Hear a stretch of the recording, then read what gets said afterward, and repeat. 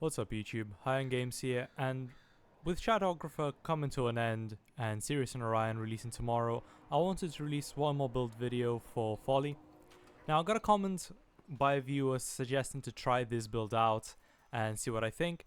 The viewer suggested to use Tempest Barrage from Hydroid as the Subsume and use explosive barrels, because I did really enjoy using explosive barrels before, and in one of my other build videos I said that I find it a bit more fun, and the viewer clearly felt the same. They didn't really like the shock trap build, so they suggested to try this.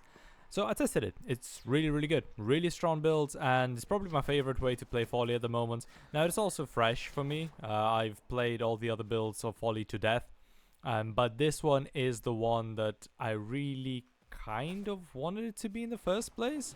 So, before we go into the mods and everything, there are a few things to discuss. So, the way the build simply works is you cast Tempest Barrage, you cast Barrel, and Tempest Barrage pops the barrel. It's pretty simple, there's nothing really complicated going on. So, let's pick up more energy. Now, I did make it very toxic looking. I like the visuals. You don't have to have it as bright, but I thought corrosive, it matches. What's interesting about Tempest Barrage, it is a corrosive ability that does deal corrosive damage, but not only that, unlike Follie's abilities, like Plain Air, it also gives corrosive procs, which doesn't actually state on the ability itself. You have to either use it or read the wiki for you to realize that, which is why I kind of glossed over it in the first place. But it does actually force proc corrosive, and you can build it up.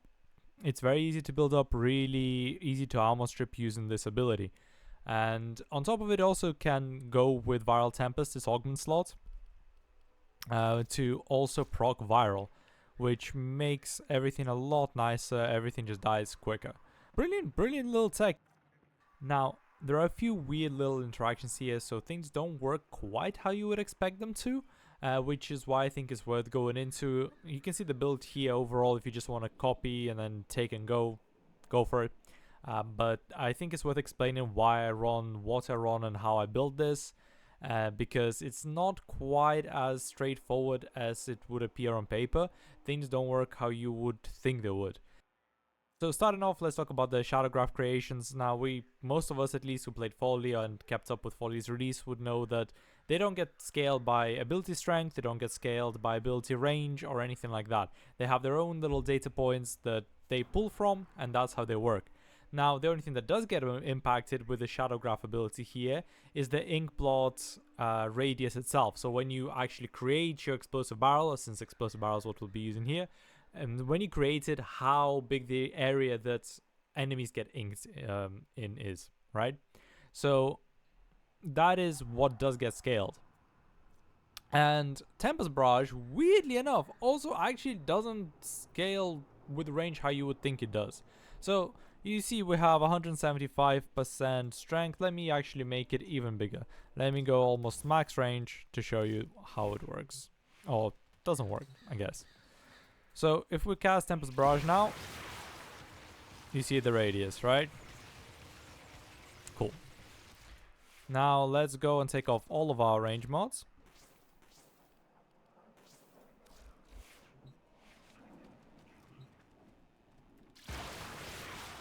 Oh look, it's the same. It's the same area that it covers. Now, what happens here and what range does scale here is the actual rain droplets, the little splatters that they do, how big the radius of those splatters is. So that's important to keep in mind. You will be casting this quite a lot. This is a very spammy build, but I thought it's just worth mentioning that these two things don't really work how you would first assume they would, right? How most other Warframes work. Okay, so first, what I'd like to discuss before I go into the mods and everything a bit more is the choice of the Subsume, and why I chose over the third slot over like any of the other ones. So, straight up, these two abilities I no longer change. I still have some builds where I did, I think, somewhere, yeah, like the Null Star. I no longer like this. I would definitely put this now over there. I mean, I guess this build you do play more like a tank and you walk around, so it works. But what I realized about the first ability is it's broken. It is insanely broken. It is rolling guard on demand that you can spam with no cooldown. It is insane. You can stay invulnerable indefinitely as long as you have enough energy, as long as you're killing enemies to replenish it, and as long as your casting speed is high enough that you are not breaking a gameplay loop with it. So this is a keep 100%, and it's also a pretty cool travel ability. You can just like yeet yourself to the other side of the map. It has a really high range with that. It's a brilliant little ability. Shadowgraph, I mean, obviously we're not changing that. That is the most broken part of Follie. It's the creations, etc. So I don't think I need to really justify Shadowgraph being here. So we have then the self-portrait and the plein air. These are the two we're choosing to subsume over. There is arguments for both. You can really go one way or another, because with this build specifically, since Tempest Barrage armor strips itself, and we're running Archon Green Towerforged, Archon Green Shard that increases the corrosive stacks, we could armor strip fully with it, even if we wanted to, with 2 regular greens instead of the Towerforged. But anyway, whichever way you go with it, the armor stripping is not really a problem. We don't really need plein air for armor stripping like we do with the other builds, right? So why do we keep plein air? Well, there is 2 ways to look at it. My build isn't really geared for health tanking. As you can see, we don't have crazy amount of space. Like, Follie is very versatile. Yeah, she can kill everything, with basically no mods and everything. So you're not hard locked into anything.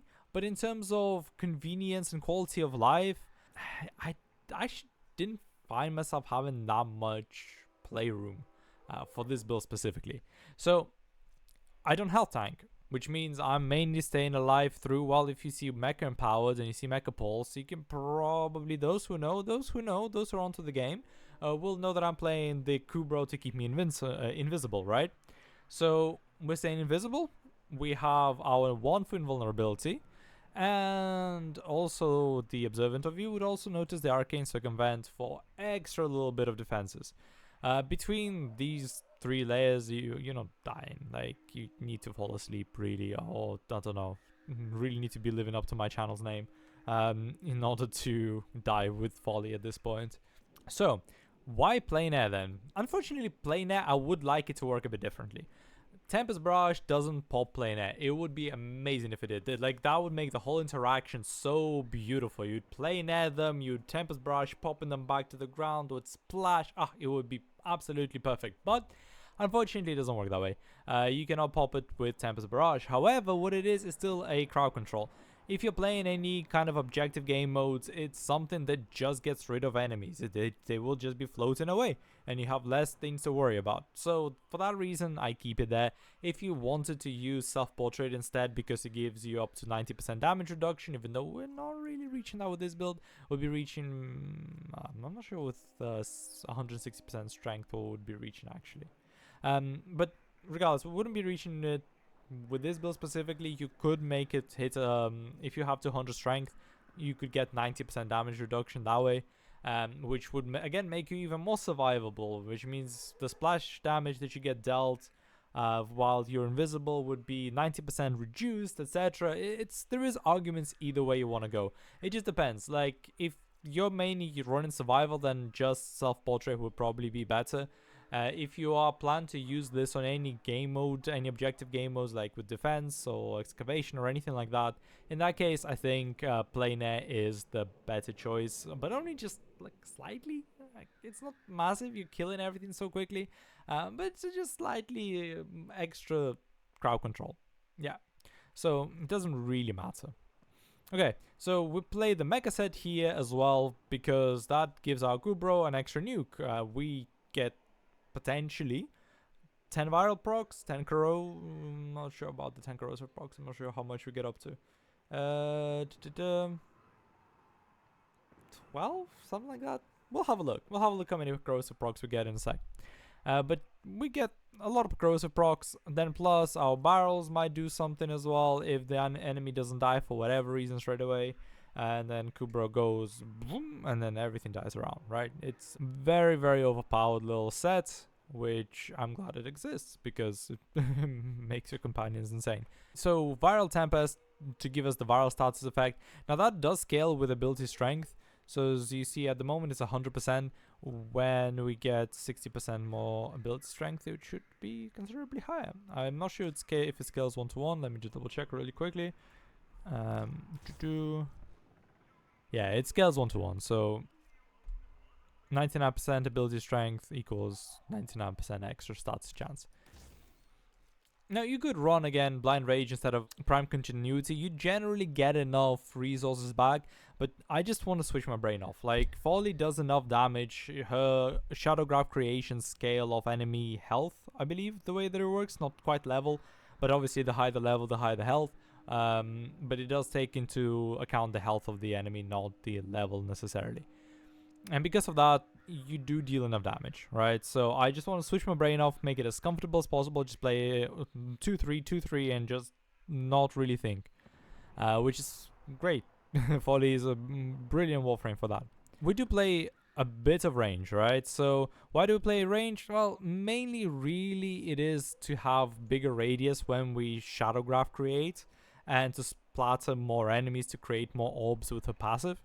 There is also the added benefit that the Tempest Barrage will be hitting more enemies, like the rain droplets will be hitting more enemies per droplet, which means you'll also be building up the stacks of viral and corrosive quicker, because it's all locked into the same area, so the higher it is, the better.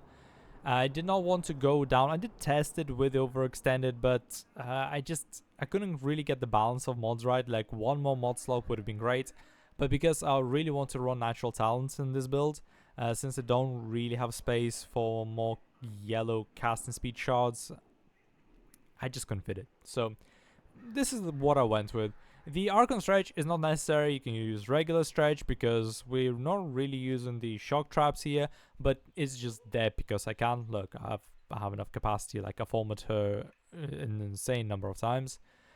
So I just want to see my pretty little red mods, right? Archon Flow, I want to have higher energy pool. There's also argument to be playing Arcane Battery instead of Circumvent, but I think Circumvent is the safer option. You shouldn't really run out of energy. You're killing everything so quickly. You ink blotting everything really, really easily as well. Energy management shouldn't really be a problem for you. If it is, swap Circumvent to Arcane Battery, right? We play Molt Augmented, so the reason that I play Molt Augmented is just to increase the status chance of the Viral Tempest Augment. And I'm not sure if it also increases the status chance of the Corrosive procs, because I think that's a guaranteed Corrosive proc on hit. So I don't think it does, but for the Viral Tempest, again, I'm not actually sure how much that even does when you go over 100% status chance. Somebody who knows Warframe Spaghetti Code a bit better can let me know in the comments, because I'm not sure. There is some confusion to be had there for sure. And yeah, I guess all that's left for the mods is Equilibrium, because we are generating health and energy orbs, so this just keeps us topped up to never have problems. Arcane Circumvent here is like a nice little addition. I do still play Prime Sure-Footed in the Exilus. You could swap it out to literally anything else that you want, because Circumvent will get you Overguard, and Overguard will basically have the Prime Sure-Footed effect. The reason that I play Prime Sure-Footed still is not just to flag that I have it, right? I'm not just trying to show it off, I promise. There is actually a reason that sometimes you might have an Acolyte or something nearby with no Eximus units in sight, or you just got your Overguard blown up and you don't have it, and then there is something that can knock you down. Getting knocked down is pretty much the only way you die, right? So I just would rather have 2 layers of I'm never gonna get knocked down, rather than not have this. And you might think, well, okay, in that case, well, you're invisible, you have the invulnerability frames from Force Perspective, you have Prime Sure-Footed already, why are you even playing Arcane Circumvent?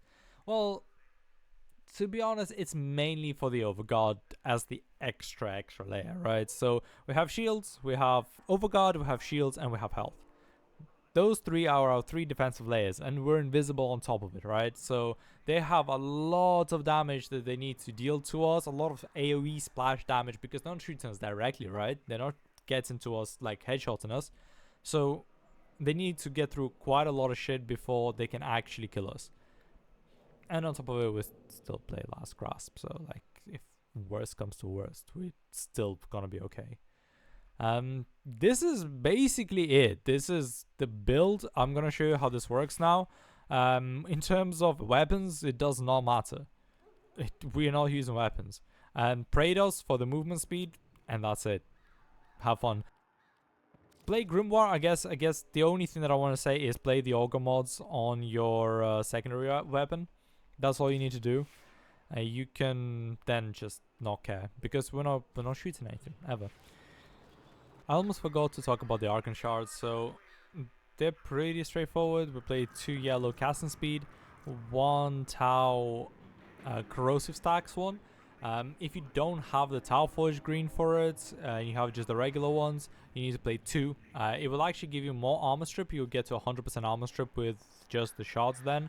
And then you would just take something out. I would probably take the ability damage out instead. So it just depends how many shards you have available going for you.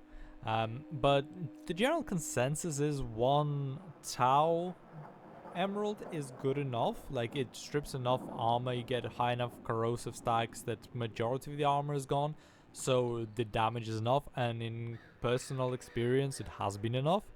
But I get it, like if you want to see the whole yellow health bar turn red, it's satisfying even visually, you can play 2 of those. There's also a bit of a debate whether to play these at all, the ability damage, because again, it does scale of enemy health, it does enough damage, just spamming it like crazy. Probably usually having about 2 barrels per enemy group explode anyway. So do you need it? Not really. You could get away with more maybe casting speed. If anything, I would go with more casting speed, because this is what we spam like crazy, and our 1 becomes smoother then.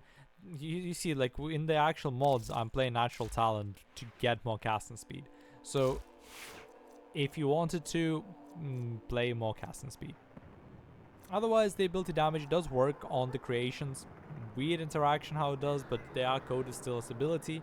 And because our Tempest Barrage gives corrosive stacks to the enemies, they'll proc that way. It's similar to how Shock Trap works, except Shock Trap is self-sustaining, because it gives the electricity status effect to enemies, while here you get the corrosive status from the Tempest Barrage, right?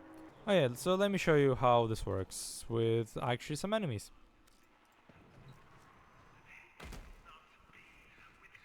So we're invisible, we're having good time, boom. Now, as you can see, they're all getting corrosive procs. We have 13 corrosive procs. Oh, okay, it's fully stripped. Nice. I did not think it would.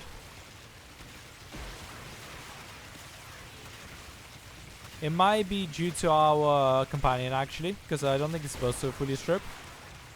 But basically, you have the corrosive procs ready, la la la, and then you just ink barrel dead, ink barrel dead. Ink barrel.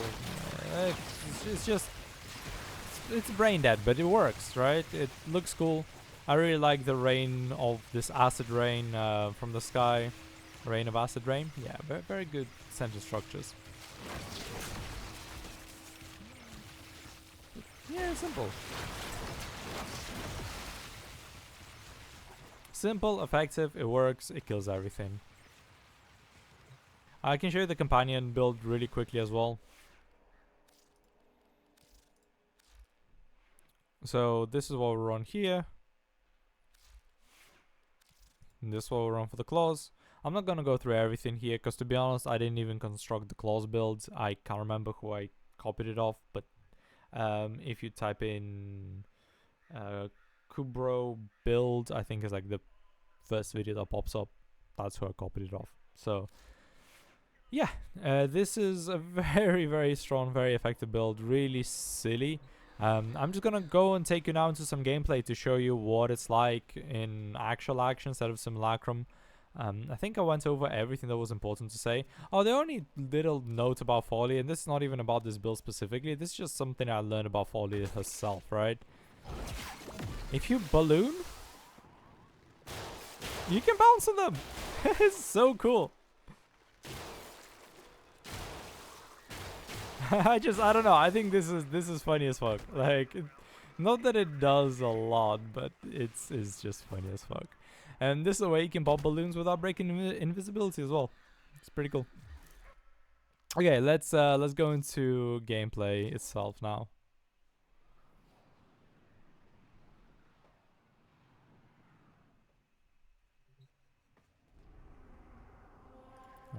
Do we have any Archon? Have Grenier. That's good enough. I just want to show against armored enemies specifically, because obviously, like, it's nice to see that the armor gets absolutely annihilated. We're just gonna go with whatever first one we got. I don't care. And I don't want to hear anybody in the comments talking about how I didn't pick up the time accelerating device, whatever. You know, I'm not here to be playing objectives. I'm here to kill. I'm here for a horde shooter, basically. Not to do any kind of objectives. The temptation to use the cipher was strong. Yeah. Okay, how do we first... what's the first thing that we do? We only have 130 energy. Well, we first barrel. And then jump into it. See? And from here on, we just find enemies. And Tempest Barrage will explode.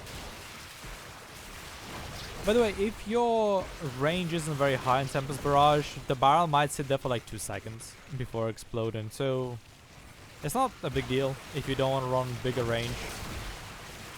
But just be aware that that's sort of the consequence of things. Also, the color is really weird. It looks really washed out on this map.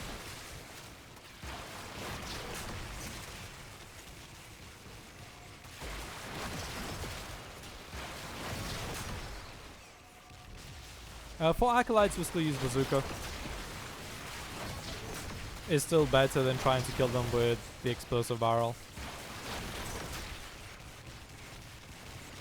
This is where maybe putting plain air at max 200 armor strip. What I meant is like 200% strength for 100% armor strip might be worth it, because I'm not sure how level cap Acolytes care about how much armor they have stripped. It should be fine, but just in case, maybe it's worth it. I don't know. I'm not taking it to level cap. I'm sorry. I'm not spending hours and hours. D, please give us an option to start at like level 9,000, so it doesn't take us hours and hours to get to 9999999, whatever the fuck it is.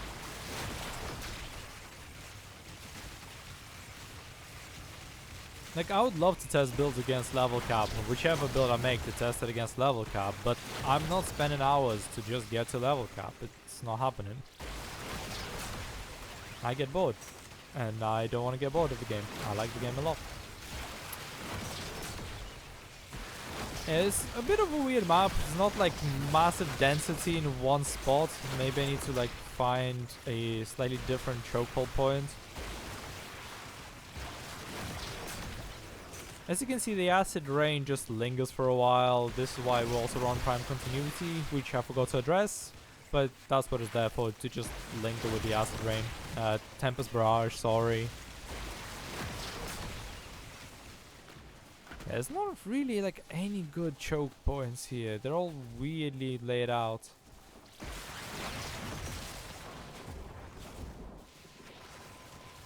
Oh, what's that? Even if the explosive barrel doesn't kill them, the dots will, I guess.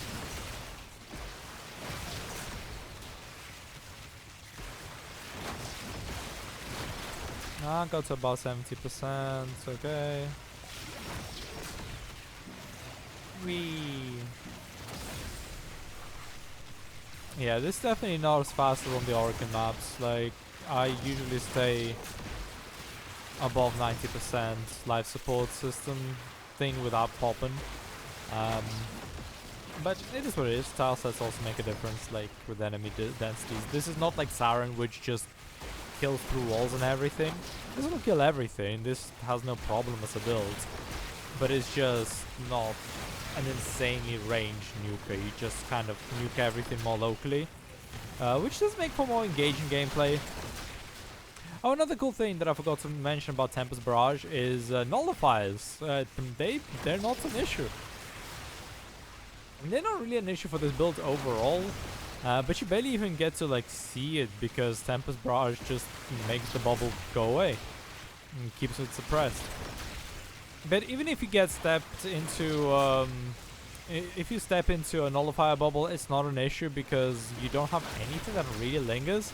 I think it's a bigger problem if your companion steps into one because your invisibility will break. But if your companion stays out of it, which sometimes it doesn't, and that's okay. Then yeah, it's not an issue. Okay, so we have Mania. Rest in peace, my granny.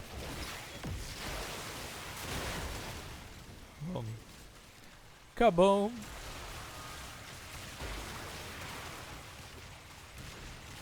Oh yeah, keep forgetting to switch back to the barrels. Yeah, this is really cool. Like, this is really fun. Just visually pleasing as well. At least for me, I like epilepsy in my games. So yeah, this is just the gameplay loop. We're approaching the 5-minute mark. I'm not gonna stay longer than that. There's nothing different about it. If you wanted to throw some shock traps in for a change, oh look, you can even create like choke points with those somewhere. Back to barrel. Yeah. You see, you get the point. It's not rocket science. This is like the most brain dead, fun as fuck Follie build you can ask for. Bit of a alliteration there for you. You're welcome. I'm a big fan. Thank you very much for suggesting it. If there is any other kind of weird interactions with Follie that I'm not experienced yet, please let me know. I really like Follie as a frame. She's very versatile. And I feel like this just made me want to play her again. Because I did burn myself out a little bit. Like, I tried so many different builds that once I've done all my videos, I've played her for maybe, I don't know, 1 or 2 more days. And I put her down. I was done. I was burnt out. But this made me want to play her again. This is cool. This is very interactive. This isn't just, you know, not really doing anything, pressing one button type shit. You have to aim a little bit as well. Not much, but a little bit. So yeah, thank you very much. I appreciate the suggestions, and I'll see you in the next one. Peace.